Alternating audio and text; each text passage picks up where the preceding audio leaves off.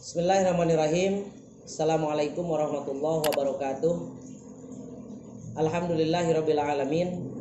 Alhamdulillahilladzi khalaqal mauta wal hayata liyabluwakum ayyukum ahsanu amala.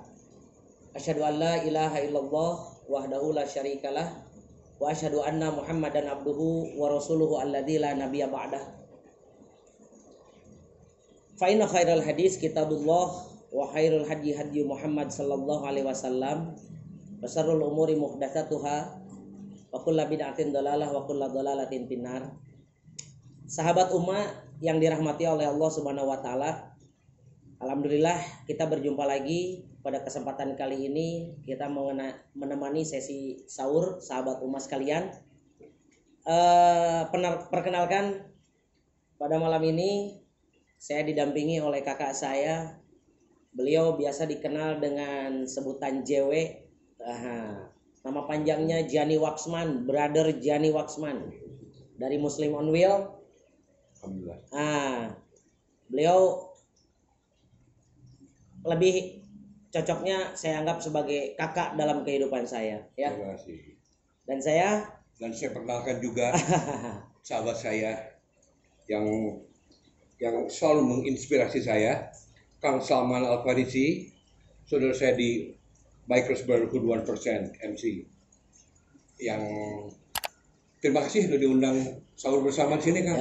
Iya. Kita sahur harus ada teman nih sahur biar semangat. Terima kasih. Sambil nunggu hidangan sahur selesai, materi kita bukan materi sih, obrolan kecil kita pada malam ini mengenai ujian Ramadan plus ya. Plus itu maksudnya apa tuh? Sebetulnya Ramadan itu bulan ujian sebetulnya, ya. Tapi Ramadan yang terjadi di 2020 ini tepatnya di tahun Hijriahnya di 1442 Hijriah ini Ramadan yang sangat spesial. Oke. Kenapa? Karena mulai dari beberapa bulan sebelum menjelang Ramadan kita mendapatkan himbauan dari pemerintah. Kita juga melihat berita-berita tayangan-tayangan yang beredar di televisi, ada di media sosial, ada di surat kabar mengenai kondisi keadaan Indonesia khususnya, bahkan dunia pada umumnya, Kang. Mereka, bahkan kita semua khususnya umat Islam sekarang sedang dirundung duka, ya.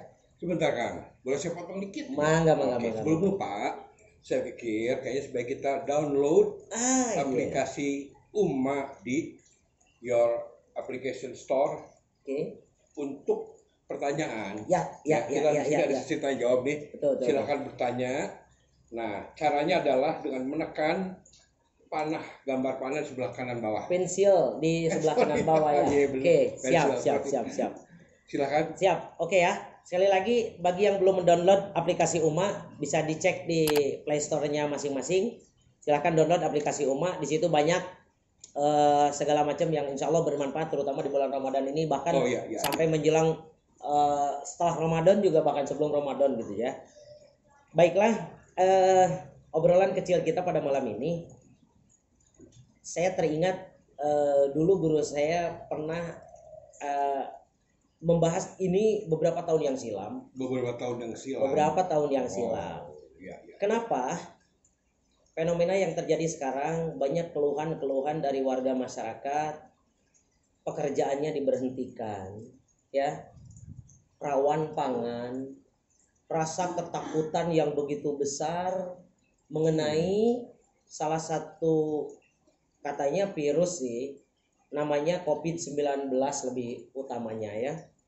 Itu akhirnya terjadi ketakutan yang begitu dahsyat di seluruh kalangan umat Islam, bukan hanya Indonesia, tapi bahkan seluruh dunia. Entah hari ini berapa ribu atau berapa ratus ribu yang tercatat angka dari mulai PDP, ODP sampai kematian. Saya terakhir agak sedikit kepo mengenai data yang ada di Amerika sana. Kita patokannya Amerika saja, yang katanya paling up to date. Itu sudah hampir mencapai titik 20.000 lebih. Gitu loh. Nah, 20.000. Yang meninggal. Yang ODP atau PDP-nya itu sekitar di angka 350-an ribu katanya. Tapi yang ada di Indonesia ini khususnya, ini efeknya buat kejiwaan, buat psikis umat Islam yang ada di Indonesia, muncul rasa ketakutan yang begitu dahsyat. Akhirnya sampai-sampai pemerintah menghimbau untuk ada social distancing, menjaga jarak sosial atau physical distancing, ya kan? Harus menjaga jarak juga dengan dijaga dong ya. Ini dijaga, ini udah 1 meter nih, udah 1 meter aman insya Allah. Akhirnya setelah melihat fenomena seperti ini, kita ini seharusnya umat Islam tidak aneh sebetulnya, dan harusnya dikembalikan lagi kepada ajaran yang sudah diwariskan oleh Rasulullah SAW, ajaran Allah yang melalui Rasulnya, yaitu yang tadi Kang, mohon maaf, Al-Baqarah 155, Al-Baqarah 156 itu kalau tidak salah bunyinya a'udzubillahi minasyaitonirrajim, walanabluwannakum bisyai'im minal khauf walanabluwannakum. Wah, nunnya pakai tasdid tuh. Dan kami pasti akan menguji kalian. Konteksnya karena ayat Quran ini sangat universal, bisa dipakai di segala zaman, bisa dipakai di setiap umat. Meskipun ini turunnya 1400 tahun yang silam, tapi insya Allah sampai detik ini masih up to date, masih cocok digunakan di 2020 sampai akhir masa bahkan. Walanabluwannakum, dan kami pasti akan menguji kalian bisyai'in. Tapi lihat nih, ada kata-kata bisyai'in. Jadi ujian Allah itu tidak banyak, tidak panjang, tidak lama, tidak besar sebetulnya. Kita ambil contoh kecil lah. Contohnya. Kalaulah sakit gigi ini dianggap ujian, kira-kira dari sekian gigi yang kita miliki berapa sih yang sakit? Oke? Betul. Kira-kira dalam durasi usia kita, sekarang saya udah menginjak kepala 4. Sebetulnya berapa tahun sih kita sakit gigi? Paling banter juga sebulan 2-3 hari, paling lama seminggu lah. Iya. Ya kan? Iya. Jadi kalau dihitung, lama mana Kang? Nikmatnya sama susahnya. Saya juga ingin mengatakan bahwa kita hidup puluhan tahun di dunia ini. Yes. Tapi mengalami masa seperti ini gitu. Betul. Dibanding kenikmatan yang Allah berikan. Betul. Makanya muncul kata-katanya di dalam Al-Baqarah ayat 155 itu, walanabluwannakum bisyai'in. Syai'un itu kan sesuatu yang kecil. Syai'un. Kata-kata yang pertama, minal khauf. Kita semua umat Islam khususnya, bahkan seluruh bangsa ini semua, seluruh umat sekarang, muslim ataupun non muslim, walanabluwannakum bisyai'in minal khauf. Rasa takut. Akang takut nggak mendengar COVID nih? Iyalah, semua juga merasa gitu ya. Mendengar sesuatu yang katanya virusnya tidak kelihatan, dengan ukuran mikro atau nano gitu, tapi bisa menyebabkan kematian ya. Dan ini sangat wajar sekali, sangat manusiawi sekali, karena pada dasarnya manusia diberikan berani dan takut. Oke. Fitrahnya manusia itu pasti ada di situ. Dikala rasa beraninya dominan, berarti dia muncul tampil sebagai seorang pemberani. Tapi dikala takutnya dominan, insya Allah dia akan muncul jadi tipikal penakut, Kang. Begitu. Pertanyaan apa? Ada sedikit yang agak harus kita perhatikan di sini. Kenapa di momen-momen seperti ini kita perlu ngobrolin hal ini? Kenapa kita perlu ngobrolin hal ini? Justru ada kekhawatiran yang sangat besar dikala hari ini kita, khususnya umat Islam, dijejali, diberikan masukan informasi melalui televisi, melalui media sosial, melalui berbagai macam media berita yang ada mengenai virus-virus atau mengenai angka-angka kematian yang sangat tinggi. Sementara tidak bisa dipungkirikan tata cara peribadatan kita ini sekarang mulai agak diatur nih. Ya. Ya. Positive thinking aja, husnudon aja, pemerintah memperhatikan sekali keamanan umat Islam. Akhirnya dari mulai ibadah Jumat sampai ibadah tarawih ada SOP yang tidak boleh dilanggar. Tetapi saya menggarisbawahi sedikit.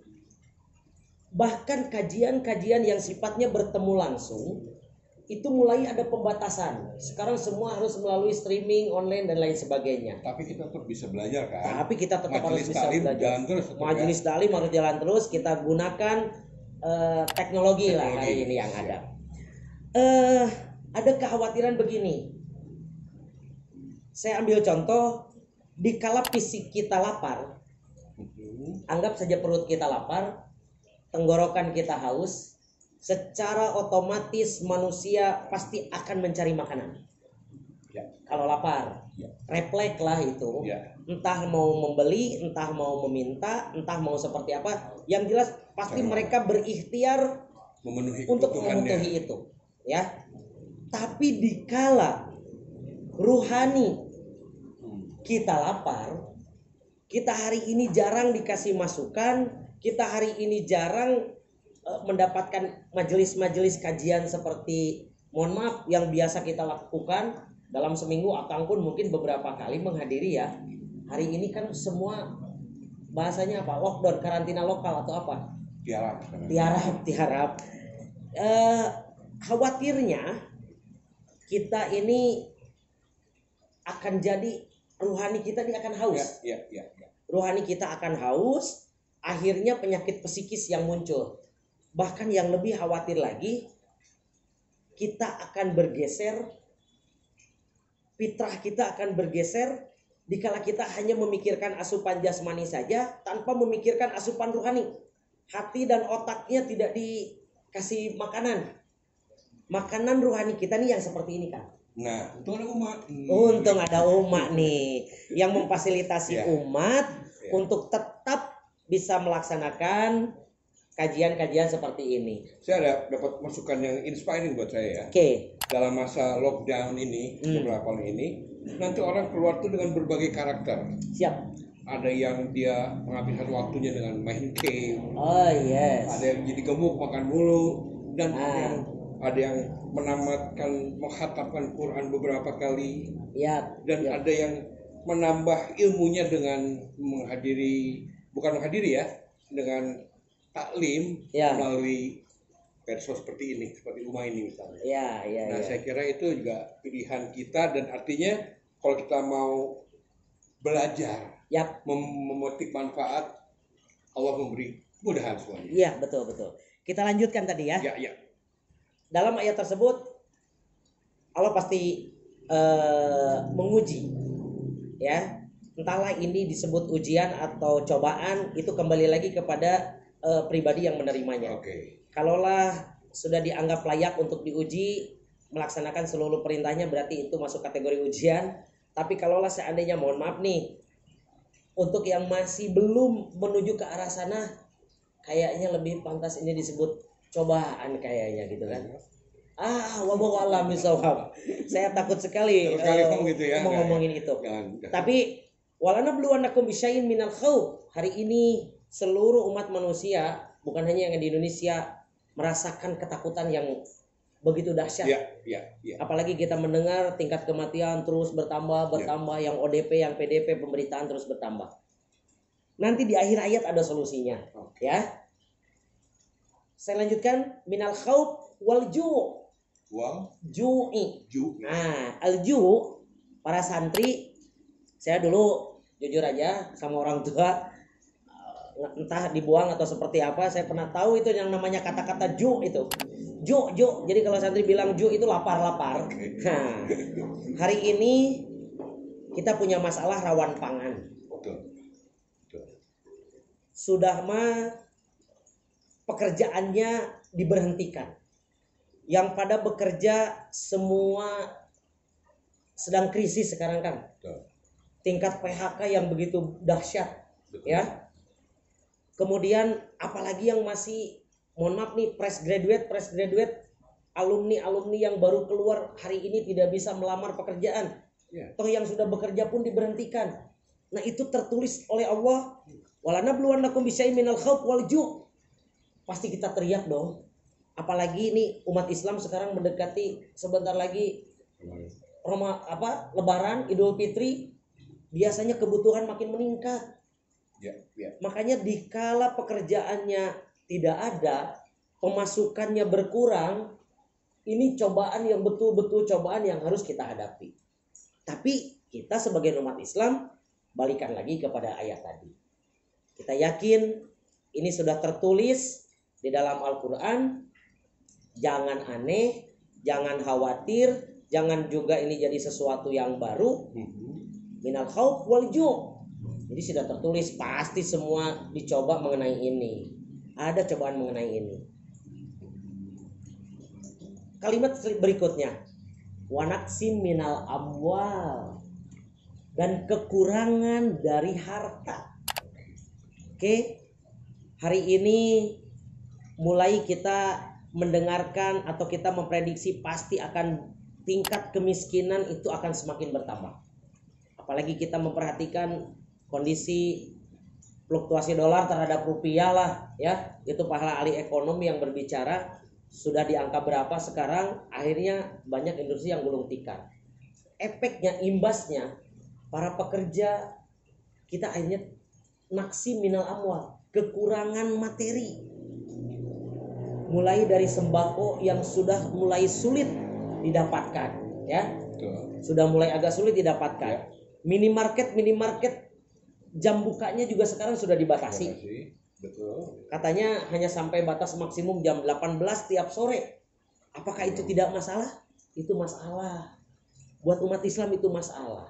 Sangat masalah sekali. Dikala kita apalagi menjelang seperti Ramadan seperti ini, kita mulai agak sulit ini mencari jajanan malam untuk yang lupa masak itu malam, mencari buat sahur itu pasti agak kesulitan nih. Naksi minal amwal wal anfus, dan kekurangan daripada jiwa.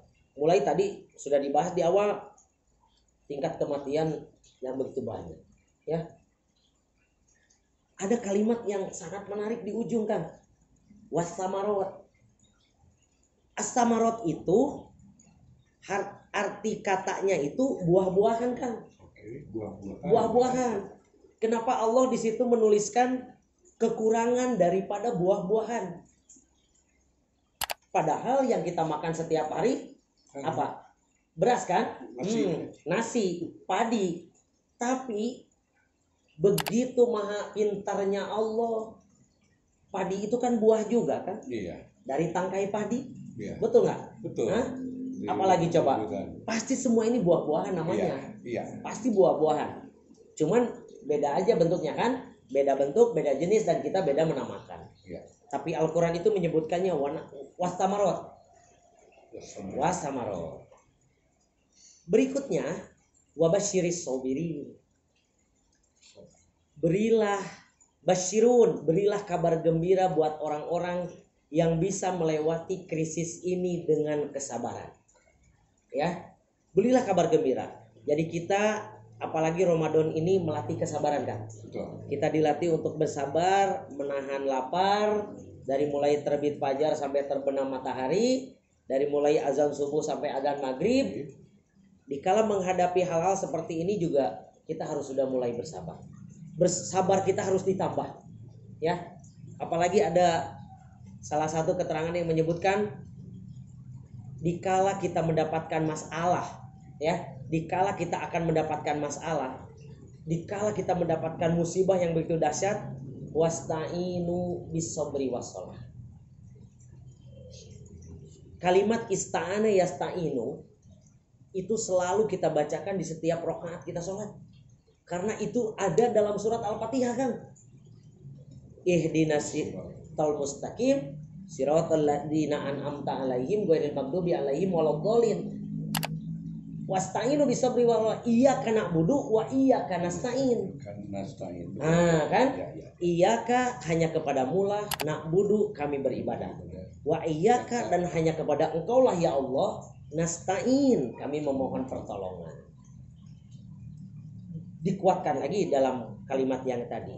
Dikala kita sedang dalam kondisi rawan pangan, wabah merajalela, tingkat PHK begitu tinggi, dibatasi untuk bertemu, bahkan ada himbauan pemerintah untuk tidak mudik. Wah, itu dahsyat sekali itu. Rasa rindu yang sudah bertahun-tahun, mungkin setahun sekarang dibatasi. Himbauan tidak boleh pulang kampung. Subhanallah, ini ujian yang maha dahsyat.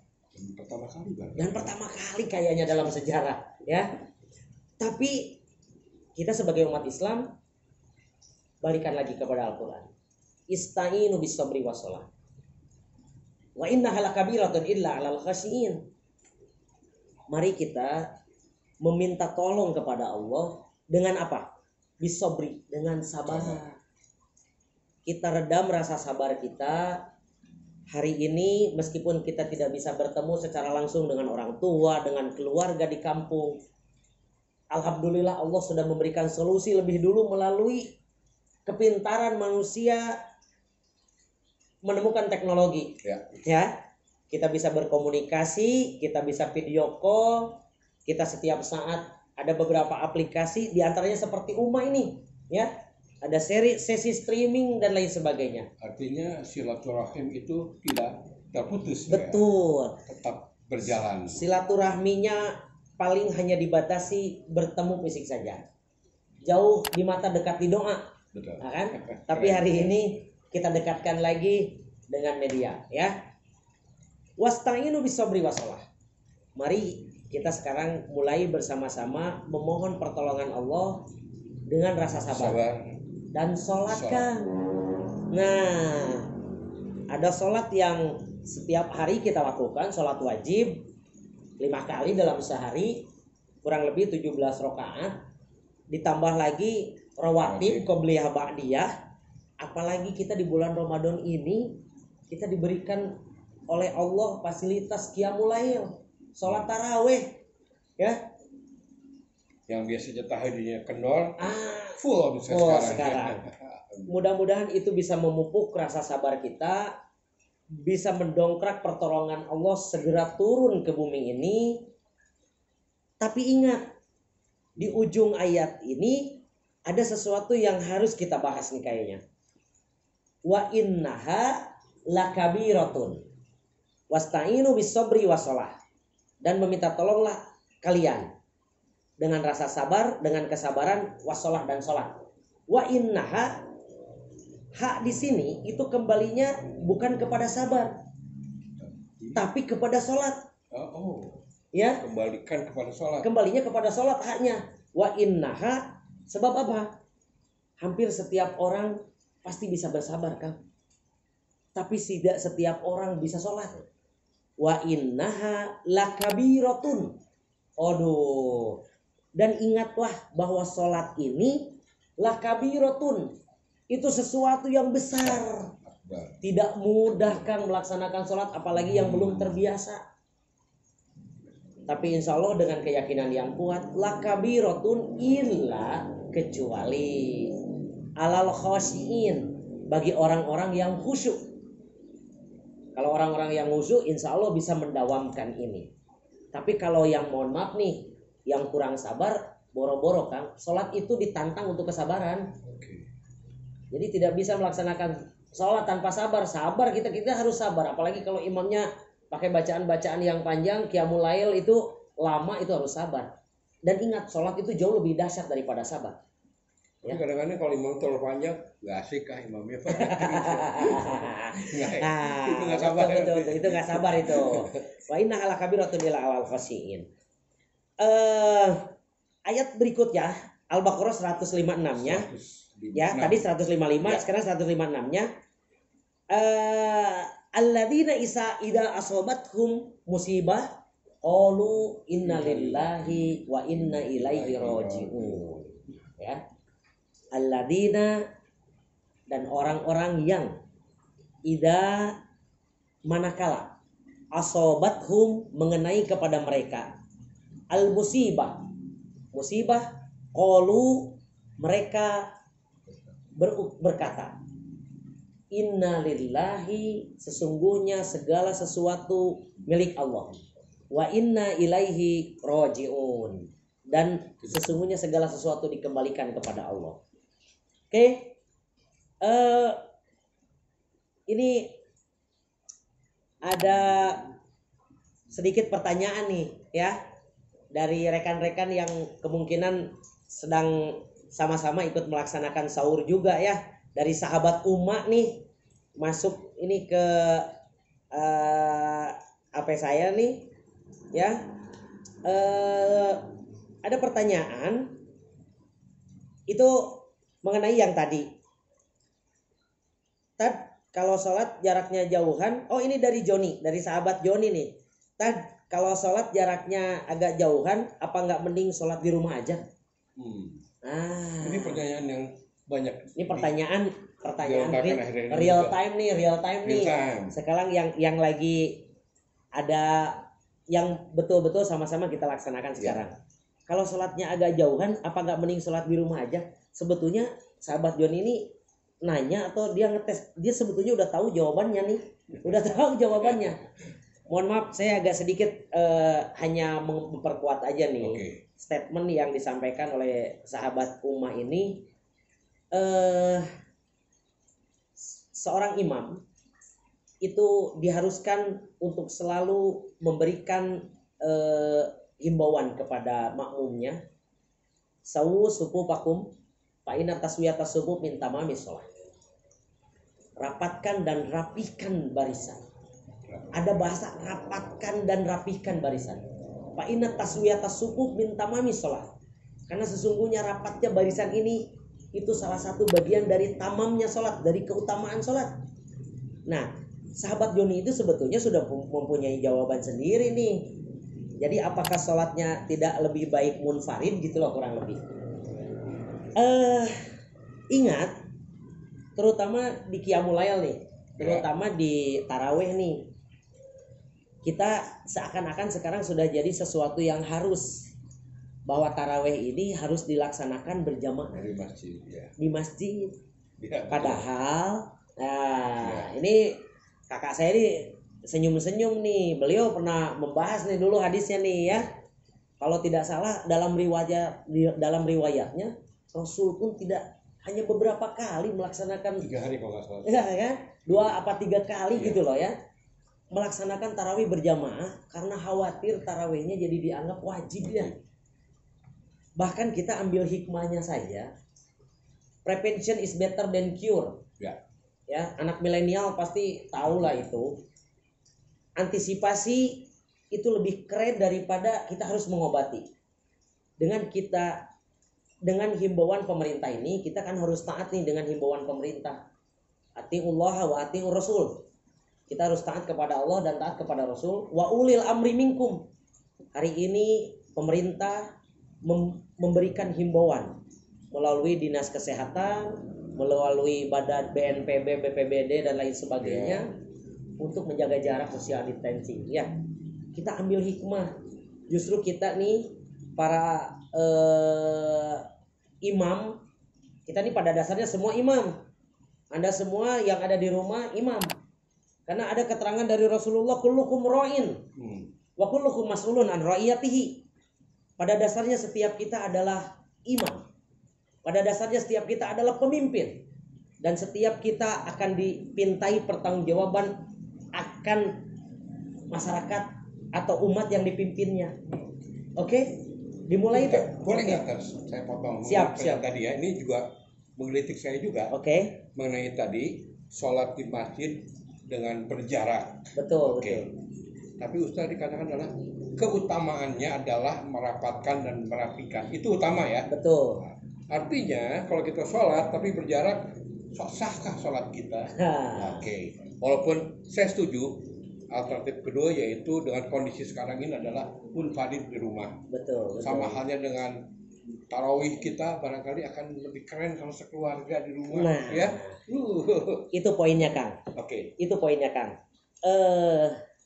Saya menjawabnya Ya, yang dengan pertama tadi. salah satu statement ya. Oke. Yang pertama, apakah sholat berjarak dengan sholat munfarid itu seperti apa kedudukannya? Oke. Itu dibalikan lagi kepada hati kita. Ada satu kalimat yang menyebutkan dak mayuri buka ila ma la yuri buka. Tinggalkan apa yang membuat dirimu ragu. Kembali kepada apa yang membuat dirimu yakin. Daripada di dalam hati kita segudang keraguan, ya, penuh tanda tanya untuk sholat di masjid, tapi kita qayyimul masjidnya mengharuskan kita menjaga jarak. Itu kan jadi muncul rasa keraguan tuh. Tadi perintah Rasulnya, dak mayuri buka, tinggalkan apa yang meragukanmu. Ya, daripada ragu, munfarid juga lebih keren juga insya Allah. Bahkan tadi momennya kita manfaatkan momen ini untuk kita sama-sama jadi imam di rumahnya masing-masing. Kita jadi mungkin semua jadi menghafal lagi juz amaknya. Kita berjamaah dengan anak istri, kalau yang sudah berkeluarga. Kalau yang masih single boleh sendiri saja atau berjamaah dengan orang tuanya ikut, kan gitu ya. Oke, baiklah. Nih pertanyaannya lumayan banyak nih. Ada pertanyaan dari saudara apa saudari? Oh, dari saudari nih, Ruli Uli. Kayaknya perempuan nih ya. Oh ya. Apa yang sebaiknya kita lakukan untuk tetap aman dalam kondisi Ramadan dan Idul Fitri di pandemik ini? Ya. Apa yang harus sebaiknya kita lakukan? Coba Mang Jewe mau menjawab nih. Apa yang harus kita lakukan? Sebaiknya apa yang harus kita lakukan untuk tetap aman dalam kondisi Ramadan dan Idul Fitri dalam kondisi pandemik seperti ini? Ya, seperti yang Ustaz bilang tadi kan. Yep. Ya, tentunya kita harus ikuti ulil amri minkum. Betul, ya, betul. Dengan segala ketentuan yang telah diberikan gitu. Ya. Tapi detailnya Ustaz yang jawab. Betul. Tadi sebetulnya di awal sudah dibahas, tapi nggak apa-apa, kita ulangi lagi aja. Kita taat himbauan pemerintah. Karena pada dasarnya hari ini pemerintah pun tidak sembarangan mengeluarkan himbauan. Betul. Sambil kita melihat update nanti di detik-detik terakhir menjelang Idul Fitri seperti apa. Siapa tahu yang tadinya situasinya begitu kredit nanti di menjelang akhir-akhir Idul Fitri ini sudah aman. Insyaallah. Akhirnya kita diperbolehkan lagi seperti layaknya pada Idul Fitri sebelumnya. Jadi, tapi barusan pertanyaannya untuk menjaga supaya tetap safety dari pandemi ini, mulai kita sekarang sebetulnya ini ajaran Islam, Kang. Sebetulnya ini Islam banget loh. Wah, ini Islam banget loh, ajaran Islam banget. Saya ambil sedikit nih. Hari ini pemerintah melalui dinas kesehatannya menyuruh kita untuk senantiasa mencuci tangan. Ya.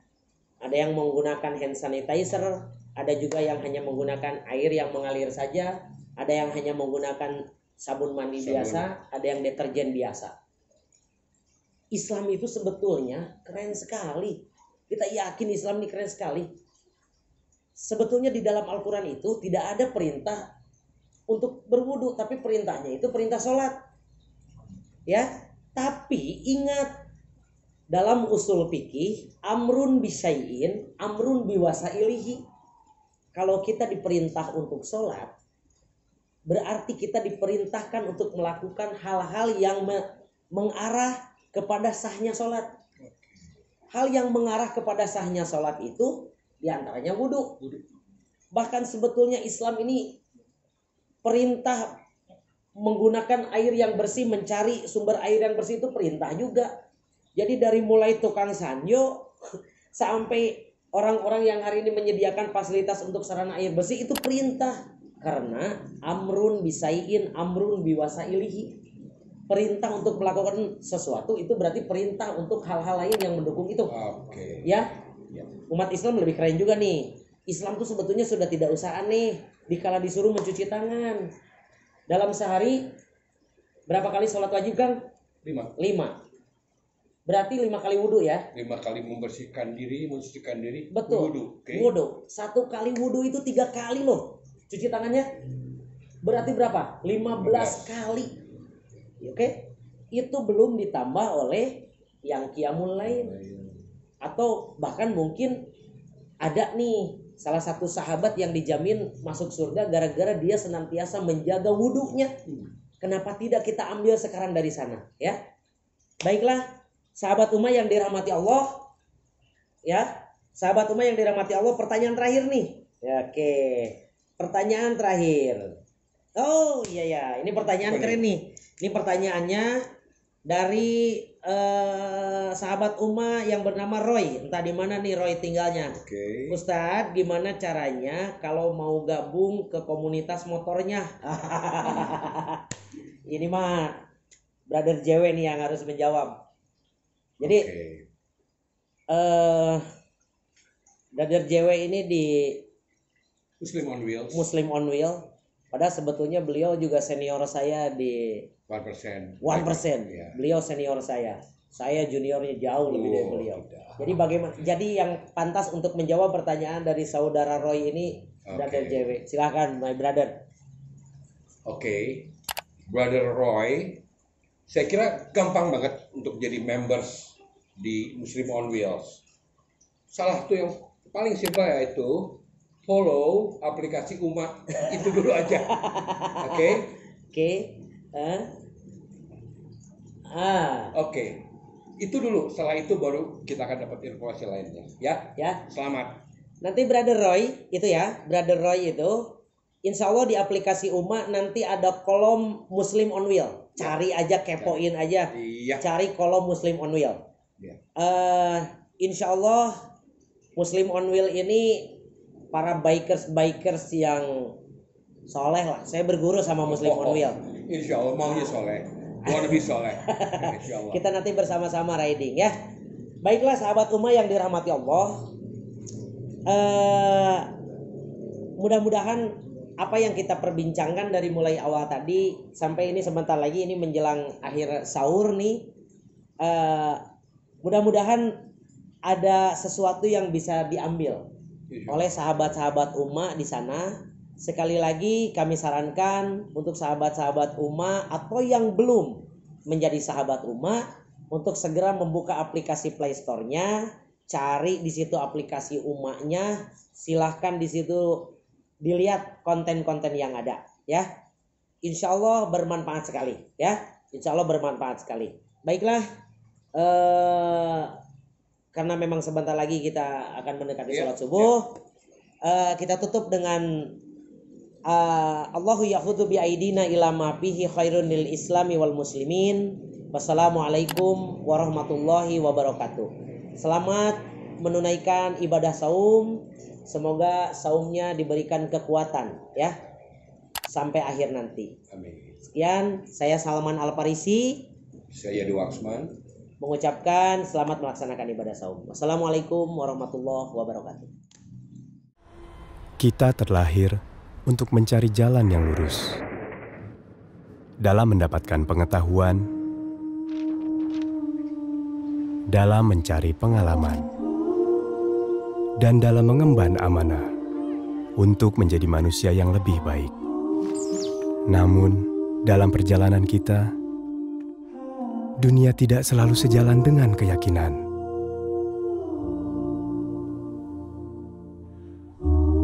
Zaman mendatangkan beragam pilihan, namun yang baik untuk kita tidak selalu jelas di depan mata. Karena itu, Ummah hadir untuk kita sebagai penunjuk arah yang insya Allah memberi pencerahan, dan sebagai sahabat yang insya Allah senantiasa mengingatkan dalam perjalanan kita pulang menuju jannah. Ummah, teman ibadahmu.